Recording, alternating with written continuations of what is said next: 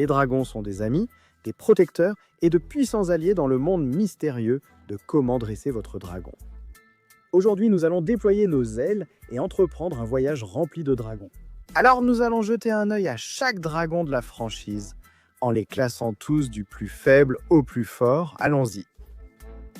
Salut les gars, ici Danko. Je fais des analyses de combat, des vidéos de classement de puissance ou des analyses approfondies de vos personnages et franchises préférées. Nouvelle vidéo chaque semaine. Si cela vous plaît, installez-vous et profitez de la vidéo. Appuyez sur le bouton « J'aime » si vous en avez envie ou cliquez sur le bouton « S'abonner » pendant que vous y êtes. Rien de particulier à dire ici. Les terribles terreurs comptent parmi les plus petits dragons. Et même s'ils vivent en meute et sont étonnamment intrépides, ils comptent vraiment sur cette mentalité de groupe pour représenter une quelconque menace. Un seul terreur tout seul et il est facilement vaincu et toute cette bravoure finit par leur retomber dessus. Ils essaient régulièrement d'affronter des dragons plus grands et plus forts et ils en perdent le prix. Cependant, un avantage pour les terribles terreurs, c'est leur précision. Ils ont une attaque de feu étonnamment puissante, ils sont presque comme des snipers dans le monde des dragons, ce qui signifie qu'ils ont en fait l'un des tirs les plus précis qui existent. Les hobgoblins mangeront littéralement tout ce qui se trouve sur leur chemin. Une meute d'entre eux détruira des navires de guerre, des maisons, des villes entières, littéralement tout. Ils deviendront frénétiques en mangeant. Ils ont aussi des mâchoires très puissantes. Quand ils referment leurs mâchoires, ils ne lâchent plus rien. La bave du Gobber Hob possède aussi des capacités incendiaires. Dès qu'elle touche quelque chose, cela prend feu. Enfin, et c'est assez étrange, les Gobber Hob ont évolué pour être extrêmement fertiles et sont vraiment très productifs de cette façon. Ce qui signifie qu'ils peuvent rapidement submerger une zone grâce à leur nombre élevé. Comme leur nom l'indique, la principale capacité des souffles de fumée étouffante est d'émettre une fumée dense depuis leur corps, l'utilisant soit pour se cacher de leurs ennemis, soit pour aveugler leurs victimes. À cause de cette capacité, ils ont été considérés comme une sorte de monstre du brouillard et sont même devenus plus légendes et mythes, certains vikings ne croyant même pas qu'ils existaient réellement. Les souffles de fumée étouffante chassent dans une discrétion totale. Cachés par la fumée, ils entourent Dio leur proie et se rapprochent d'elle pour qu'elle ne puisse rien voir, puis ils attaquent. Maintenant, le seul problème ici, c'est que leur force réside uniquement dans leur nombre lorsque les souffles de fumée chassent en meute. Eh bien, ils peuvent représenter une menace redoutable, mais un seul isolé est facilement éliminé car ils sont individuellement assez faibles et leur fumée n'est pas assez dense pour les garder complètement cachés seuls. Les terreurs nocturnes sont très uniques, en ce sens que, comme les autres dragons jusqu'à présent, ils ne sont pas très puissants individuellement, mais leur mentalité de meute est tout simplement incroyable. En se rassemblant derrière la terreur nocturne alpha, la meute de dragons peut voler très près les uns des autres et former la silhouette de dragons plus grands et plus intimidants pour se protéger. Ils vont créer des furies nocturnes, des cornes de tonnerre, de grandes terreurs nocturnes, avec une coordination incroyable. Ils se déplacent ensemble, en meute, pour donner réellement l'illusion de battre des ailes ou de bouger leur corps. Mais même s'ils sont plus puissants et plus intimidants en meute, les terreurs nocturnes seules ne représentent pas vraiment une grande menace. Si vous retirez leur alpha, les autres terreurs nocturnes deviendront aussi beaucoup plus craintives et moins organisées.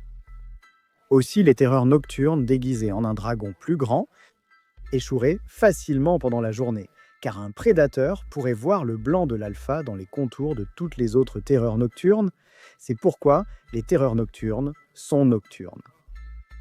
Le corps de l'aile d'armure est unique en son genre, car il est hautement magnétique, attirant instantanément tout métal vers son corps.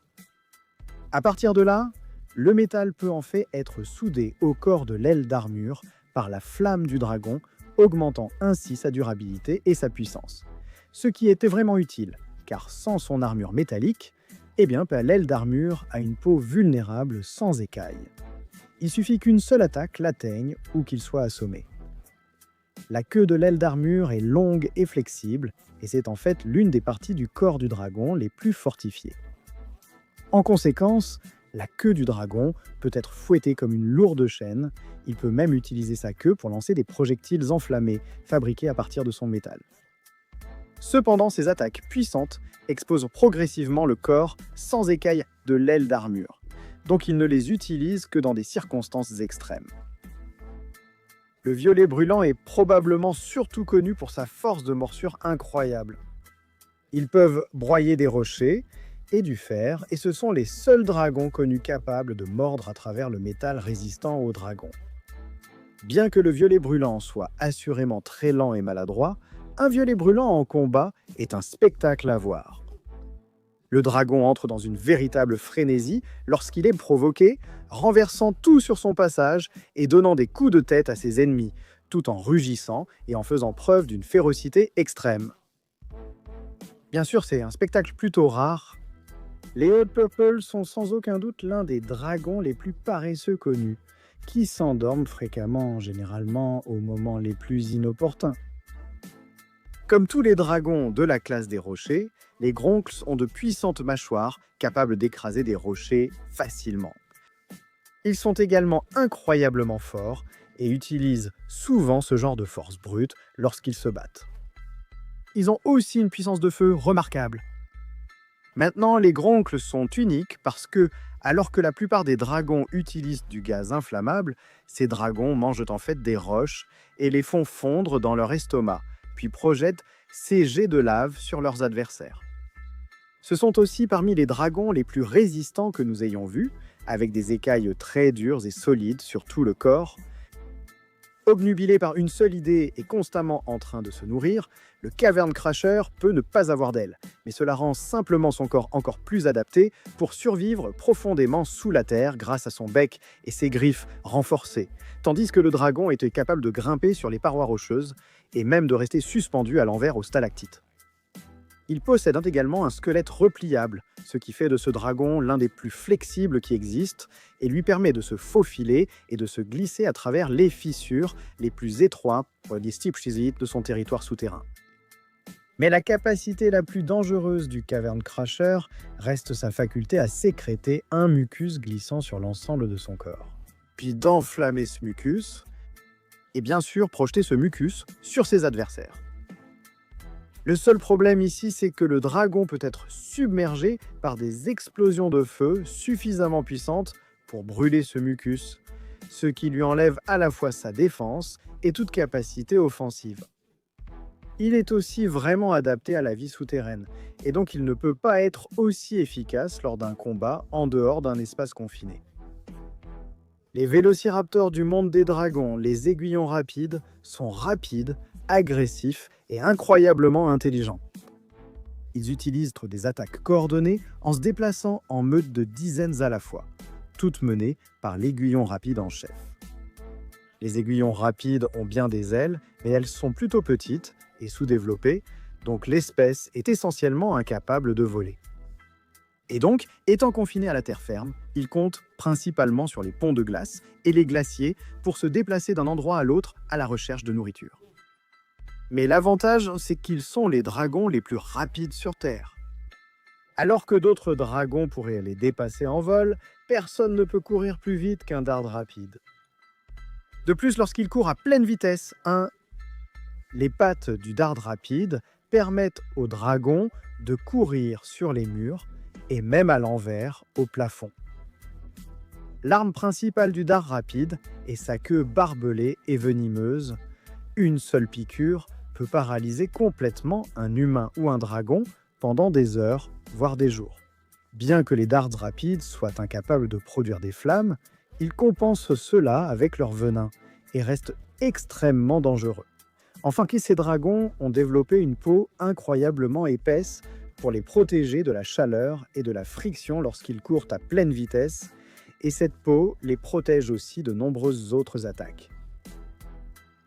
Bien qu'extrêmement docile et presque comme la version draconique d'une vache, ne vous laissez pas totalement tromper. Le Seigneur Buffle peut être extrêmement puissant et lancer des attaques féroces, surtout si vous vous mettez entre lui et sa nourriture.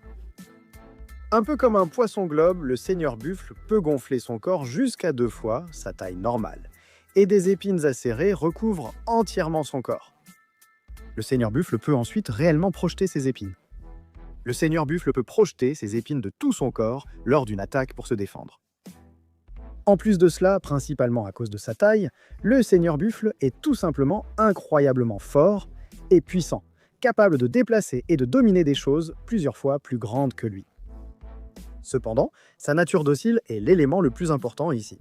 Le seigneur buffle est tout simplement incroyablement calme, il attaquera très rarement.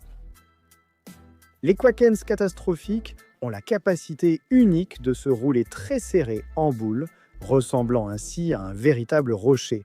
Et à partir de là, ils peuvent s'envoler dans les airs, puis s'écraser violemment au sol, générant des ondes de choc assez puissantes qui peuvent renverser d'autres dragons, des personnes ou tout ce qui se trouve dans la zone. Ils sont aussi très forts et résistants, et peuvent facilement traverser des parois rocheuses, des rochers et à peu près tout ce qui se trouve sur leur chemin. Ils sont même capables de mâcher des pierres aussi dures que le marbre. Parmi tous les dragons qui existent, l'un des plus inhabituels et dangereux doit être l'horrible Zippelback. Le Zippelback est l'un des plus grands dragons et il est vraiment inimitable avec ses deux têtes. Et chose amusante, ces têtes sont complètement distinctes l'une de l'autre, chacune ayant ses propres pensées et des personnalités différentes. Comme la plupart des dragons, ils sont capables de voler, mais leurs ailes sont petites et ils préfèrent donc passer la plupart de leur temps au sol. Mais ce qui est probablement le plus unique chez eux, c'est leur attaque de feu. Au lieu de simplement cracher du feu, une tête va expirer un gaz inflammable vert, tandis que l'autre tête produira une étincelle électrique, enflammant le gaz et créant des explosions mortelles ou d'énormes jets de flammes. Le Zippelback peut aussi se cacher dans ce gaz, l'utilisant comme écran de fumée, ce qui lui permet de s'approcher furtivement d'un adversaire et de frapper par surprise. Les Stormcutters sont peut-être incroyablement grands, mais ne laissez pas la taille de ce dragon vous détourner de sa vitesse. Avec ses 4 ailes, il est capable de fendre le ciel à une vitesse incroyable. Avec cette combinaison de puissance et de vitesse, cela fait de lui un dragon redoutable. Leur formant X garantit qu'ils sont parmi les dragons les plus rapides et agiles du ciel, capables d'effectuer des virages serrés et des manœuvres acrobatiques que beaucoup d'autres dragons ne peuvent pas réaliser. Ils sont également incroyablement forts et possèdent une puissante décharge de feu, et grâce à leurs écailles dures, ils peuvent encaisser de nombreux coups puissants sans vraiment être endommagés. Stratèges patients et organisés par nature, les Scaldrons font partie des rares dragons connus pour chasser d'autres dragons. Ils chassent en groupe ou en banc et ont presque exterminé des espèces plus petites.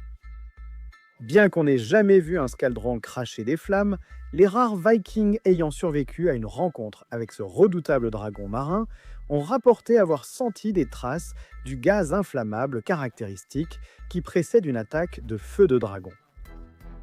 À la place, ce que font les Scaldrons, c'est qu'ils ramassent de l'eau dans leur gosier, comme des pélicans, puis la font bouillir à l'intérieur et la recrachent sous forme d'eau bouillante. Grâce à son long cou, le Scaldron a une grande portée de tir et peut pulvériser un navire entier en secondes. Le Scaldron vivant dans l'océan n'attaque généralement pas sur terre ferme. En fait, si un Scaldron reste trop longtemps hors de l'eau, son corps se dessèche et il finit par mourir, à moins qu'il ne soit remis à la mer avant qu'il ne soit trop tard. Malgré leur mauvaise réputation, les Scaldrons ont en réalité un pouvoir secret de guérison. Leur venin est le seul antidote connu à la rare fleur de dragon, dont le pollen peut s'avérer nocif, voire mortel, pour tous les dragons. Le ver de feu ordinaire n'est finalement pas si impressionnant. Il n'est pas particulièrement fort ou puissant, et il fait à peine la taille de votre main. Cependant, la reine des vers de feu, c'est une toute autre histoire. Une reine des vers de feu pond des milliers d'œufs au cours de sa vie et construit un immense nid fait d'un gel inflammable appelé combifeu afin d'abriter tous ses nombreux œufs. Actuellement, la seule reine des vers de feu connue vit sur l'île des vers de feu, à la base d'un volcan endormi. Son nid de combifeux s'étend à travers de multiples catacombes où elle s'occupe de tous ses nombreux bébés vers de feu. Comme toutes les mères dragons, la reine est incroyablement protectrice envers sa maison et ses bébés. Mais bien qu'agressive, la reine des vers de feu n'est pas ouvertement malveillante. Si un intrus rend les peignes de feu, volés ou se retire rapidement. Elle pourrait simplement les laisser partir en un seul morceau. Bien que sa piqûre soit mortelle pour la plupart des humains et des dragons, elle possède en réalité un pouvoir réparateur pour tous les dragons de la classe Stalker. Ce qui signifie qu'une morsure de la reine des vers de feu peut raviver les flammes défaillantes d'un Stalker et lui rendre toute sa puissance de feu. Serpents géants ailés avec des écailles et des crocs venimeux, les serpentiles sont vraiment dignes des pires cauchemars. Et comme si un seul serpentile n'était pas assez mortel, ce dragon venimeux a tendance à chasser en meute, ce qui le rend encore plus dangereux. Comme pour les serpents ordinaires, la coloration vive du serpentile indique son niveau de venin, donc plus le serpentile est décoloré, plus son attaque est mortelle. Ces dragons sont très toxiques et agressifs, suggérant qu'ils ont peut-être été trop chassés comme espèce. Ces serpents géants rampent à toute vitesse, endorment leurs proies avec les toxines de leurs morsures, puis les traînent jusqu'à leur repère pour le dîner. Aussi agressifs envers les Vikings que les dragons, les Slitherwing ne craignent qu'une seule chose, ironiquement, le feu. Au lieu de cracher du feu, le Thunder Drum produit un son puissant et percutant qui peut réellement tuer un Viking à courte distance. La déflagration est si puissante que l'on dit que le dragon tire sa force de Thor lui-même. En fait, la légende raconte que lorsque le Thunder Drum éclot de son œuf, il émet un son si fort qu'il fait trembler le ciel. Lorsqu'il ne gonfle pas son corps pour crier, le Thunder Drum est en réalité capable de s'aplatir complètement en expulsant tout l'air de ses énormes poumons. Et sous cette forme plus fine, ils peuvent en fait glisser à la surface de l'eau ou même plonger sous les vagues liées à la recherche de proies. Maintenant, bien qu'il soit vrai que les Thunder Drums peuvent produire une quantité de bruit incroyable, ils sont aussi capables d'annuler les déflagrations soniques des autres. En gros, comment ça fonctionne ? C'est qu'en réglant leur rugissement à la bonne fréquence, un Thunder Drum peut utiliser ses ondes sonores pour annuler le cri d'un autre Thunder Drum attaquant, transformant tout cela en une vague de bruit blanc plutôt apaisante. Bien que normalement réservés et méfiants envers les humains, les droméliens ont la capacité unique d'imiter la décharge de feu de n'importe quel dragon qu'ils rencontrent. Cependant, avec leur coloration frappante, leur couronne pointue et leur bec incurvé, les droméliens ont souvent été appelés les perroquets du monde des dragons à cause de cette capacité. Le dromélien produit des décharges qui imitent et brûlent comme les vrais. Ainsi, il n'est pas surprenant que les chasseurs de dragons obligeaient autrefois les droméliens à reproduire leurs multiples formes de feu pour l'entraînement. Les droméliens ont de loin le plus grand nombre de tirs parmi toutes les espèces de dragons. Et en plus de cela, les droméliens peuvent aussi se transférer leurs flammes entre eux. Si un dragon manque de chaleur, le reste de sa meute peut partager ses réserves avec le dromélien épuisé afin qu'il puisse repartir de plus belle. Les changeailles, caméléons redoutables, figurent parmi les dragons les plus mortels du livre des dragons. Leurs compétences en camouflage sont absolument inégalées, leur permettant de se fondre dans les rochers, les arbres, le feuillage et même les bâtiments qui les entourent. De plus, les changeailles peuvent souvent changer de couleur selon leur humeur, pas seulement leur environnement. Contrairement à la plupart des dragons, ils projettent un acide chaud et corrosif qui brûle bois et roches. Ils sont également extrêmement agiles et rapides, même lorsqu'ils se déplacent au sol. Fait intéressant, les changeailles ont une structure sociale similaire à celle d'une troupe de lions, ce qui signifie que ce sont les femelles changeailles qui s'occupent principalement de la chasse et de la défense. Dragon forestier d'une taille absolument immense, le Tifumrang a été la première nouvelle espèce de dragon découverte par l'Académie des dragons de Burke. Cependant, bien qu'il s'agisse d'un dragon relativement nouveau, avec ses grandes cornes, Son envergure massive et sa capacité à perturber la pression de l'air vertical en expirant des flammes pour créer des tornades de feu, le passionné et fougueux Tifoumerang s'est rapidement fait une place dans la hiérarchie des dragons. Un Tifoumerang ne crée pas qu'une spirale enflammée, il peut aussi s'y transformer lui-même. En repliant ses grandes ailes fermement sur son corps et en descendant de la stratosphère, en tournoyant comme une vrille, un Tifoumerang peut enflammer tout son corps et percer l'air pour attaquer ses ennemis. Les gorguteurs cramoisis sont absolument gigantesques. Et à cause de cela, ils possèdent une force incroyable, ce qui leur permet de détruire pratiquement tout sur leur passage lorsqu'ils sont en colère. Aussi puissants soient-ils, ces dragons sont incroyablement loyaux envers leur alpha et prennent grand soin de ceux qui les entourent et qu'ils considèrent comme leurs amis. Même s'ils ne font pas partie des dragons les plus rapides, cela ne signifie pas grand-chose pour eux. Leur taille est un véritable atout, au point que la légende dit qu'on peut voir le Crimson Gorguteur à des kilomètres à la ronde. Ces dragons uniques naissent aussi avec d'immenses bois qu'ils utiliseront comme armes lors des combats. Ils possèdent une queue choquante en forme de hache, ce qui signifie que la plupart des ennemis n'ont pas beaucoup de chance contre eux. Ils ont également un cri incroyable et perçant qu'ils utilisent pour communiquer avec les autres à une grande distance. Ces rugissements sont également très utiles lorsqu'il faut appeler des renforts pendant un combat. Connu comme le limier de tous les dragons, le Rumblehorn possède un odorat très développé qui lui permet de traquer pratiquement n'importe quoi, n'importe où, ce qui signifie qu'il n'y a nulle part où se cacher face à ce dragon. En plus de cela, le Rumblehorn est bâti comme un rhinocéros ou un tank. Ce qui signifie que lorsque le dragon ne veut pas bouger facilement, il ne bouge pas. Quand le Rumblehorn charge, tu ferais mieux de t'écarter ou tu vas te faire complètement piétiner. Le Snow Wraith est à l'hiver ce que le Night Fury est à l'obscurité et à la nuit.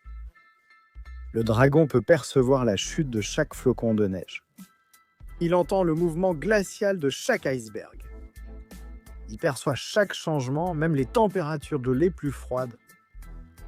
En plus de cela, les spectres des neiges n'ont aucune vulnérabilité ou faiblesse connue, ce qui en fait une force extrêmement redoutable à affronter lors de n'importe quel combat. Ces dragons ont été découverts pour la première fois lors d'une expédition sur l'île du glacier, et c'est leur seul habitat connu, où ils règnent en maîtres absolus et incontestés sur cette île. Alors, chaque fois que le vent glacial rugit, ce n'est peut-être que la météo, ou bien c'est peut-être le spectre des neiges qui fond sur sa prochaine victime.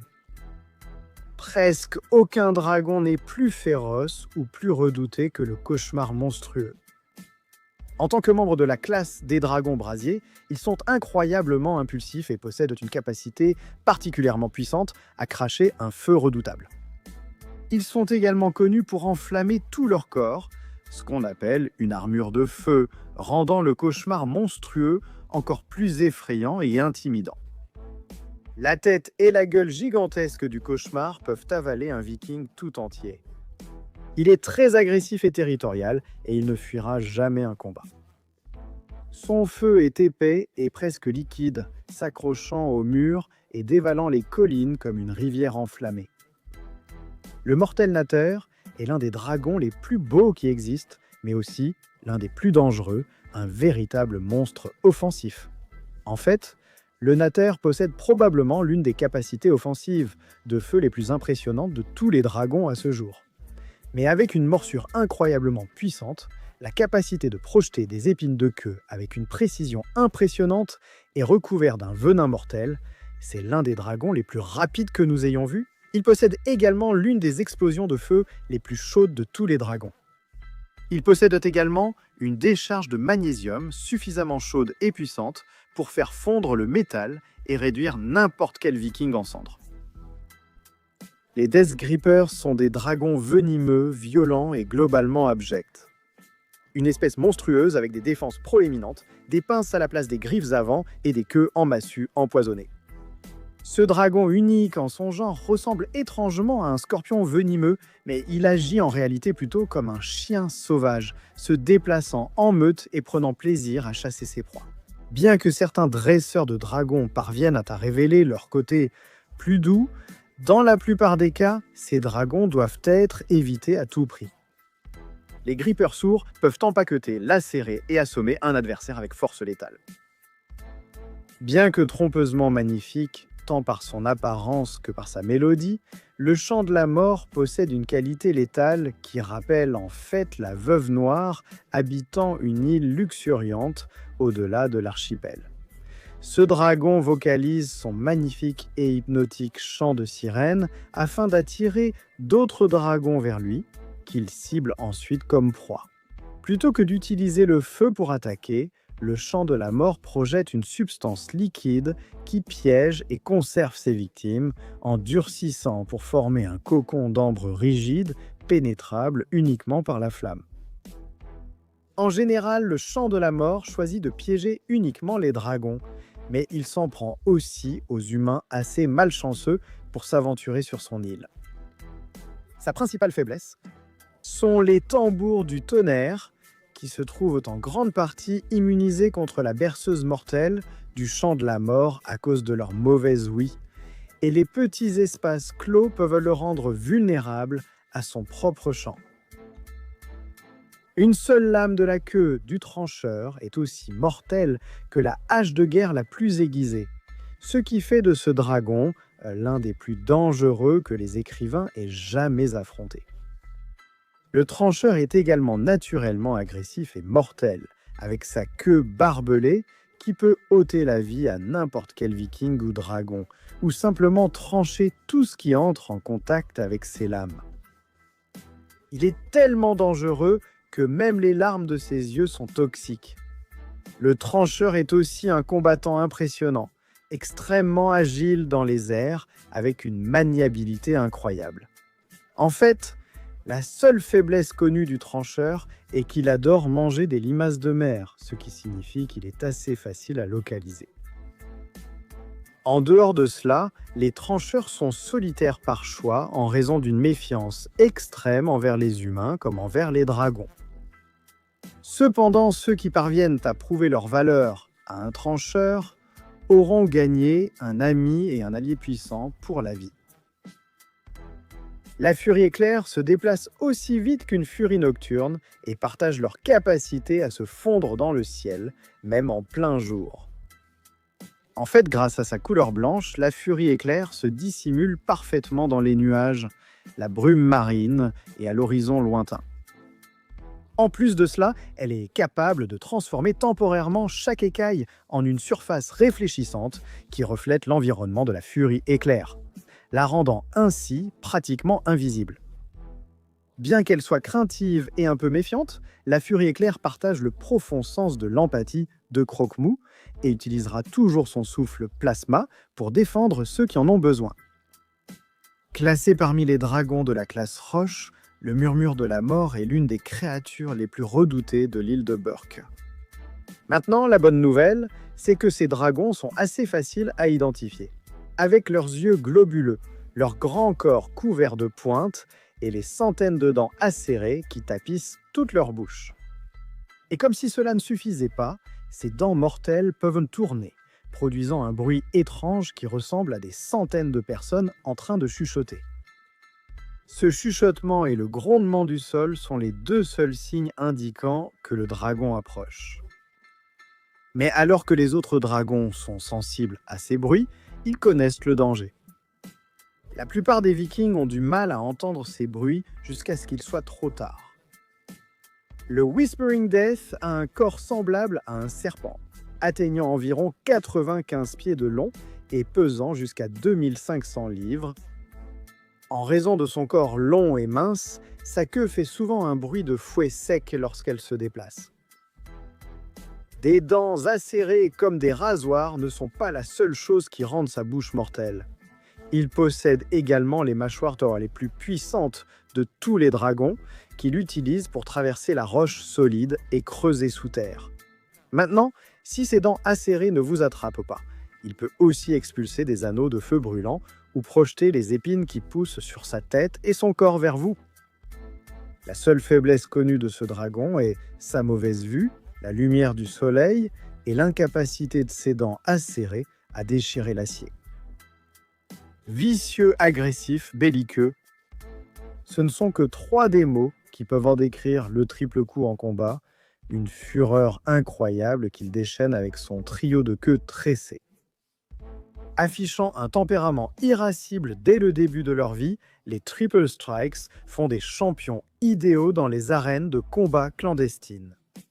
Avec leur peau hérissée qui dévie les attaques, leur puissante rafale de feu qui aveugle les adversaires, et leur queue qui se tresse en une seule arme redoutable, un Triple Strike remporte la plupart des combats rien que par l'intimidation. Mais la victoire engendre parfois la vanité, et exploiter cet excès de confiance est souvent le seul moyen de vaincre un Triple Strike au combat. La queue tressée d'un Triple Strike est une force avec laquelle il faut compter, mais chaque queue produit un venin unique. Une piqûre de la première queue engourdit les combattants, la deuxième les désoriente avec de légers hallucinogènes, et la troisième provoque une brûlure atroce dans votre propre sang, comme dans une histoire de fantôme racontée autour d'un feu de camp. La Flightmare ne ressemble même pas à un vrai dragon.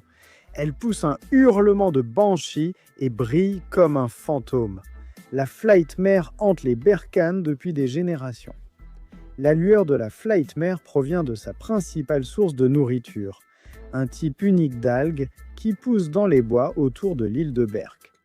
Cette algue brille par bioluminescence sous la lumière du feu d'Arvindal, une aurore boréale qui apparaît tous les quelques années au-dessus de Berk. Quand la Flightmare mange cette algue, elle se met aussi à briller, ce qui lui donne une apparence naturelle.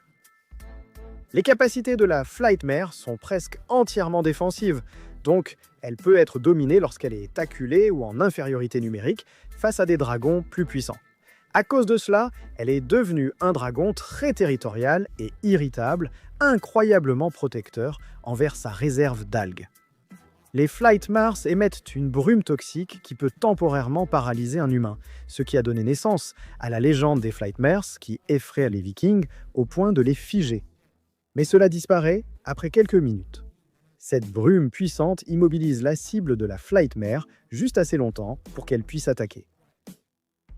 Férocement territoriaux, les Singetails ne se contentent pas de cracher du feu, ils le projettent tout autour de leur corps, de leurs mâchoires, de leurs branchies et de leur queue, partout. Ils ont été découverts pour la première fois lors de la colonisation de l'île Storehouse. Les insaisissables Singetails préfèrent effrayer leurs ennemis avec des attaques à longue portée, comme lancer des boules de feu avec leur queue. Cependant, les Singetails représentent également un danger lors des combats rapprochés en projetant des jets de flammes depuis les branchies qui longent leur ventre. De plus, aucun dragon ni aucun cavalier ne peut jamais surprendre un Singetail grâce à ses yeux articulés. Ils pivotent à l'arrière de sa tête, offrant au Singetail une vision à 360 degrés de son environnement. Et comme il peut regarder dans 2 directions en même temps, le Singetail peut effectivement agir comme son propre mitrailleur arrière. L'un des types de dragons les plus mystérieux et redoutés dans le livre des dragons, l'écureuil est agressif, puissant et presque impossible à dresser. Les écureuils ne crachent pas de feu, ils canalisent plutôt la foudre le long de leur colonne vertébrale métallique, la projetant depuis leur bouche sous forme de salves destructrices. Ils peuvent aussi stocker l'énergie électrique et la libérer ensuite. En raison de cette puissance de feu unique, les écureuils ont tendance à se diriger vers les temps orageux et sont célèbres pour voler à travers les tempêtes. Donc si vous vous retrouvez à voler à travers un orage, faites attention. Les écureuils sont très résistants, capables de subir de nombreux dégâts en combat et de riposter. Ils peuvent hiberner dans des glaciers glacés pendant des décennies et en ressortir aussi féroces que le jour où ils ont été gelés. Enfin, les Skrulls sont connus pour être d'excellents pilotes, agiles et rapides. On dit même qu'un Skrull peut voler presque aussi vite qu'un Fury nocturne. Les sentinelles passent leur vie perchées sur les stacks marins tout autour des environs de Vanaheim, où elle veille sur le cimetière des dragons et sur tous les dragons qui ont fait de cette île leur dernière demeure. Souvent prises pour des statues de pierre, les sentinelles restent absolument immobiles lorsqu'elles laissent les dragons malades entrer à Vanaheim. Mais si les sentinelles trouvent un dragon ou un viking en train d'intruder, elles feront tout leur possible pour protéger l'île et ses habitants avec des cris soniques et des rafales d'ailes descendantes. Le cri sonique est utilisé par la sentinelle pour désorienter ses adversaires. Et la sentinelle peut aussi utiliser ses ailes fortes et puissantes pour défendre l'île en créant des rafales descendantes. Cette technique est suffisamment puissante pour éliminer les menaces venant aussi bien du ciel que de l'océan. Comparé aux autres dragons, la puissance de feu de la sentinelle est considérée comme étant d'élite. En plus de son impressionnante panoplie de techniques défensives, la sentinelle est également connue pour avoir des sens développés en raison de son incapacité à voir. Bien que les sentinelles soient aveugles, le dragon est tout de même capable de se déplacer et de manœuvrer avec une relative aisance. Cela résulte du fait qu'il possède des sens extrêmement développés, en particulier son odorat. Sa vitesse et son agilité en font un dragon très puissant.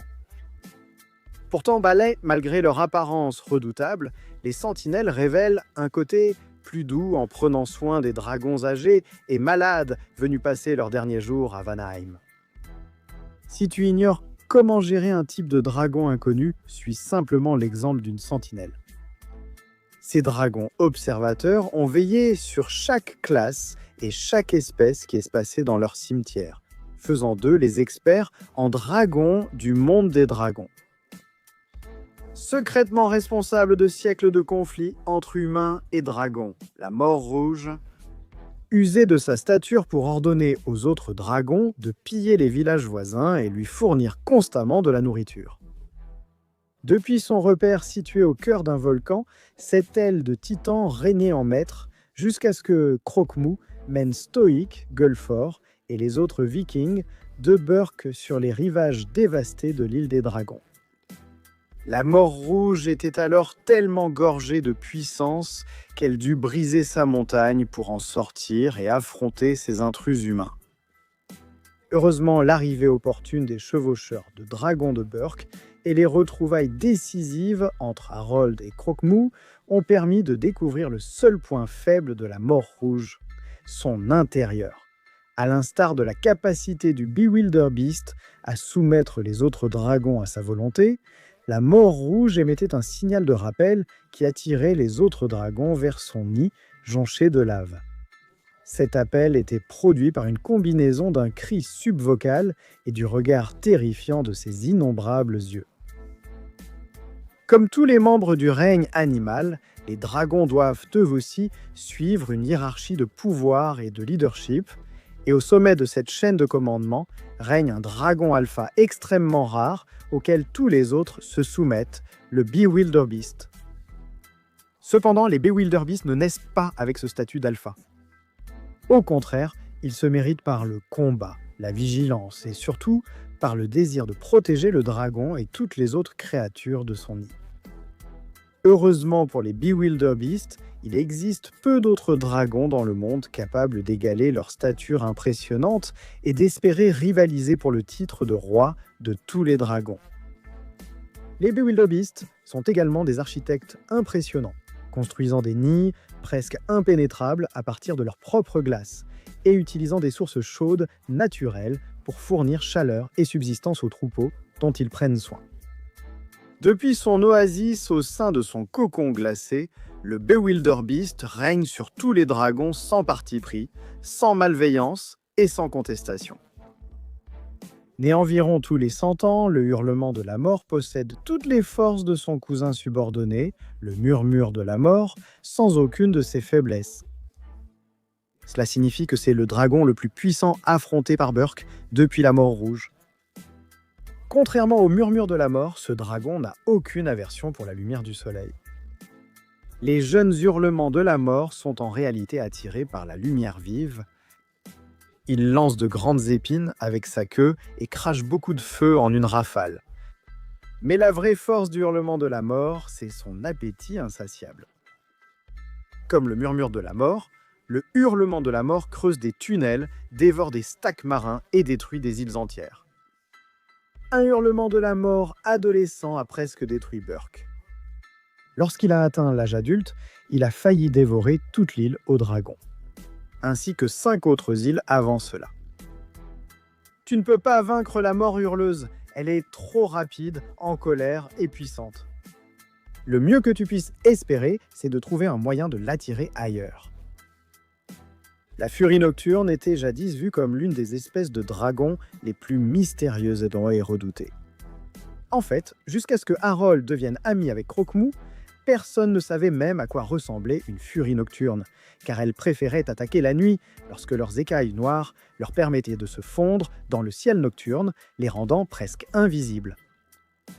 Les furies nocturnes appartiennent à la classe frappe. Elles ont la capacité de piquer en piquer, ce qui signifie qu'elles peuvent chuter de grande hauteur, gagner de la vitesse en descendant, puis lancer une décharge de plasma sur leur cible. Pendant longtemps, les seuls renseignements que les Vikings avaient recueillis sur ce dragon rare étaient le sifflement de sa vitesse traversant le ciel nocturne, suivi d'une vive lumière violette. Puis enfin, une explosion massive. Plutôt que de cracher du feu comme la plupart des dragons, les furies nocturnes sont capables de lancer des rafales de plasma depuis leur bouche. Elles sont aussi extrêmement rapides et utilisent leur vitesse et leur couleur pour se fondre dans le ciel nocturne. Bien qu'elles puissent sembler au départ être des créatures féroces et dangereuses, l'amitié d'Harold avec Croque-Mou a permis de mieux comprendre la véritable nature de la furie nocturne. Elles sont très intelligentes, loyales et farouchement protectrices envers ceux qu'elles aiment. Mais qu'en pensez-vous? Dites-le nous dans les commentaires ci-dessous. Je sais que vous allez forcément avoir des avis et des ressentis sur ce sujet. Peut-être que vous êtes resté jusqu'ici et que vous êtes arrivé à la fin de la vidéo, c'est incroyable. Merci beaucoup d'avoir regardé et de nous soutenir. Et si vous voulez vous abonner, eh bien abonnez-vous. Vous verrez plus de vidéos comme celle-ci chaque semaine. On se retrouve alors à la prochaine fois.